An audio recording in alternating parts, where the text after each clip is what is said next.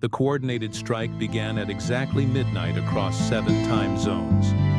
Sergey Karjakin's rebellion had triggered the largest exposure of corruption in chess history, as enforcers worldwide simultaneously revealed evidence against Kasparov's network. But just as victory seemed within reach, Magnus Carlsen received the message that changed everything. Kasparov has escaped. Sleeper agents activated worldwide. The real war begins now. Meet me in Armenia, LA. What Magnus discovered there would reveal the most inspiring truth yet. That while they had been fighting the conspiracy, others had been quietly building the future. You see, what Magnus found in Armenia would prove that even in the darkest times, there are those who never stop believing in what's right.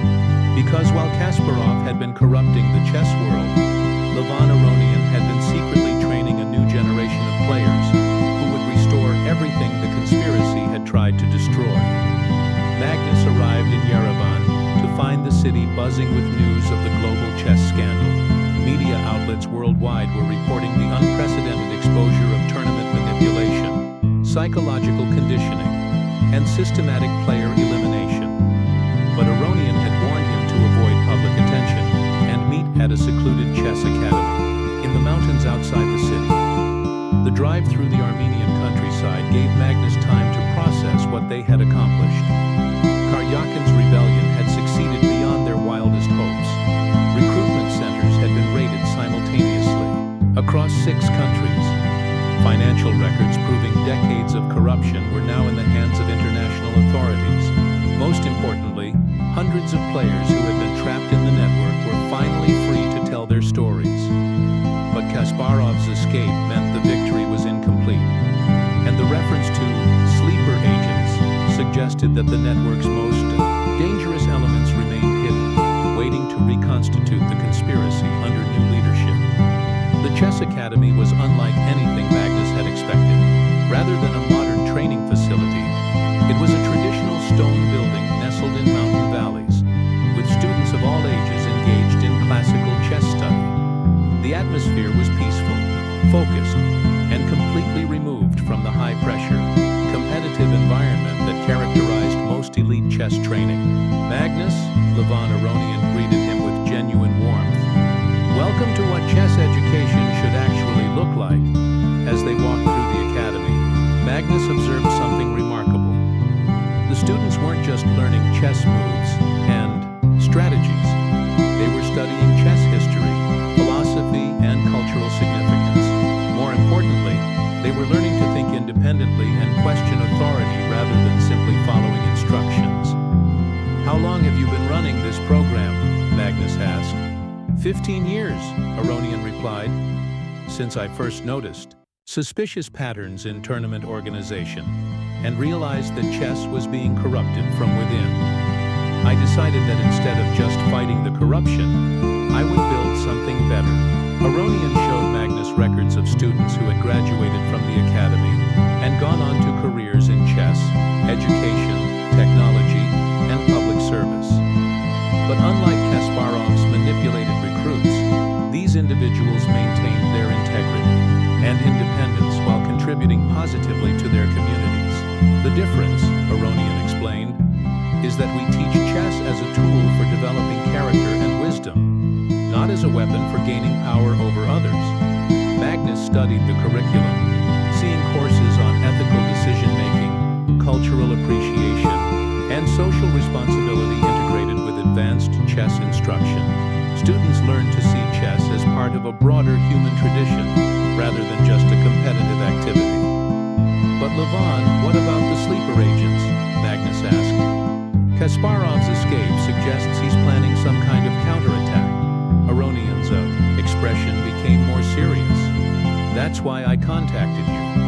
My network of educators and former students has been monitoring suspicious activities since the rebellion began.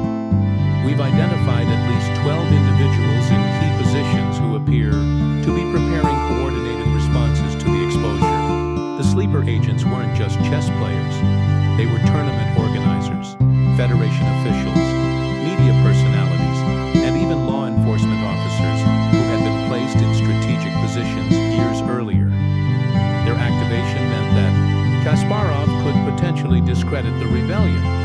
suppress evidence, or even frame key resistance members for crimes they didn't commit.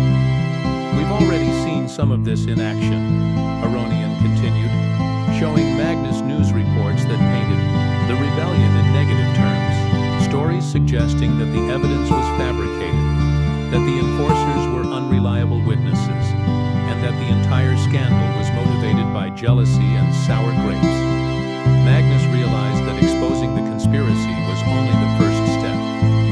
Protecting the truth and preventing its suppression would require a different kind of strategy, one focused on education, transparency, and building public understanding rather than dramatic revelations. This is where your academy model becomes crucial, Magnus observed. We need to create a new generation of chess players and officials who can't be corrupted because they understand the real values of the game. Aronian nodded. Exactly. But it's bigger than just chess. The principles we teach here, critical thinking, ethical reasoning, cultural awareness, these apply to any competitive or intellectual activity. Over the next several hours, Aronian revealed the scope of his long-term vision. The Armenian Academy was just one of 17 similar institutions he had established worldwide, all operating quietly and independently while sharing the same educational philosophy. We've been building this network for over a decade, Aronian explained. Students from our academies are now becoming tournament directors, chess teachers, journalists, and even government officials. They carry our values with them into whatever careers they choose. Magnus understood that while Kasparov had been creating a network for exploitation and control, Aronian had been building one for education and empowerment. The contrast between the two approaches was striking, one based on fear and manipulation, the other on inspiration and genuine development. The sleeper agents represent Kasparov's old model, Aronian continued. But they're fighting against something much more powerful, a generation of people who have been educated to recognize and resist corruption. As if to prove his point, Aronian showed Magnus reports from around the world where former academy students were already taking action. Chess Federation meetings where corrupted officials were being challenged. Media outlets where journalists were refusing to suppress evidence. Tournament venues where organizers were implementing new transparency measures. This is how we really win, Magnus realized. Not through dramatic confrontations, but through systematic education and cultural change. Aronian smiled. You're beginning to understand. The chess world needs heroes like you to expose corruption when it exists. But it also needs teachers, mentors, and institution builders who can prevent corruption from taking root in the first place. They spent the evening developing a comprehensive strategy for the post-rebellion period. Magnus would use his public platform to advocate for transparency and reform in competitive chess. Aronian would expand his academy network and begin training the next generation of chess leaders. Together, they would work to ensure that the lessons learned from Kasparov's conspiracy would be permanently embedded in chess culture. But we have to be prepared for Kasparov's counterattack, Magnus warned. The sleeper agents won't remain passive forever. They won't, Aronian agreed. But they're fighting against something they don't understand. You can't defeat an educational movement with intimidation or manipulation. The more they attack us, the more they validate our message about the need for integrity in chess. As their meeting concluded, Magnus received updates from around the world about the ongoing investigation into the conspiracy. Law enforcement agencies were making arrests. Chess federations were implementing emergency reforms. Media outlets were beginning to understand the scope of the manipulation that had been exposed. But most encouraging were the reports from young players who were stepping forward to share their own experiences and demand better leadership from chess institutions. The rebellion had given them permission to speak truth about corruption they had witnessed, but been afraid to report. Magnus, Aronian said as they prepared to part ways, you've given the chess world something invaluable, proof that resistance is possible, and that truth can